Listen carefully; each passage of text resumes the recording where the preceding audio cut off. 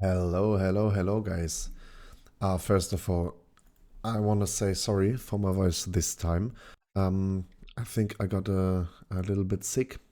Yeah, have some sort of pain in my throat. Well, it happens. We're gonna do a quick update today. Some things happened that we have to speak about, but the first chart we are looking today, as always, the Bitcoin dominance. Nothing really new happened. We're still climbing, still looking for at least this 62.4 zone. Eventually, I think more like this 64 zone is the one we are going to hit.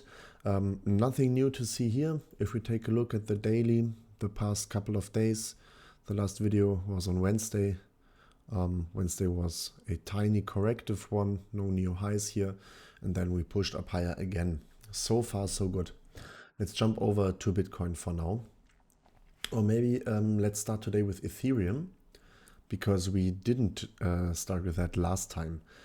Last time we spoke about this setup here lacking any sort of engulfing. We already wrote that here in both of those boxes.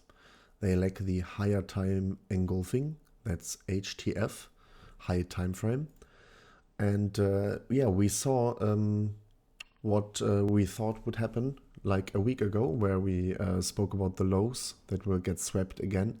And that's exactly what happened. So it actually touched an already happened setup again. Ethereum looks like it tends to do that quite some often since they are strong resistances or strong supports. We bounced from that again, and yeah, currently it looks like we may see a reversal at this area here and then eventually a rise up to those levels to finally continue our way down if this direction still is down. Interesting will be the weekly close today because the weekly buy here, this very big box here, let me go to the weekly so you can see it clearer. Let's do it like this. So this gray box here, which is defined by its length, by this wick here, it's the first low, then we had a high, we had a lower low, and we yet have to see a higher high. If we are going to see a huge pump in like the next 6 to 8 hours, we might get a weekly close that will be yeah, above this level here, above this purple line, and then this huge buy zone will get activated. But for now, it doesn't look like it. At least there's no apparent reason of why the price should pump into the next 6 hours, but it may. We can never tell. We can just react to what we see on the chart. So yeah, we hit this entry here again, this lower one, which was a daily entry that got slapped at this point here. So for me, no trades on Ethereum. I tried to long at this box here. To be precise, I tried to long at the 4 hour zone inside the daily zone. And we did have a reaction here on Friday, a very nice one. And it already reached the first TP point, which was this level here. So if this is the low and this is the high, the first high was the first TP point. The second TP point would have been the higher high, which didn't get hit. So yeah, the first TP happened and then we traced back down to entry and got stopped out at no drawdown with the rest of our trade while managing to take profits on the first half of our margin size. So yeah, for now, no trades on Ethereum. There are still two short boxes up here that may get hit, but for the look of it at the moment, if the daily candle closes this low, it would be the first daily candle close below this rising trend line. Then I would expect the next daily close to be quite bullish, to retest this trend line and then possibly break down fully. So we have our perfect breakout structure, which would be a price compression. We then see a breakout into one direction, a retrace, then a breakout in the other direction, and then the retrace that we're getting from this not only break of structure, but also change in character, we would then use this point here and the retrace of it to find our next entry, which in this case would be a short, then down to the 2K of Ethereum. But we will have to wait for a new low forming here, a new structure low. I want to see this one here broken, this wick here. And I want to see a daily close outside of this triangle for this to become a bearish sentiment. For now, we swept the lows. I think we can expect a rise in the Ethereum price as well. So just keep your short orders up here. And for now, the only long area that we have on Ethereum is this lower zone. So let's now hop over into Bitcoin. So what happened on Bitcoin? Let's also go here firstly into the weekly chart, where we will see a weekly close today. And to be precise, it is going to be in, can I see it?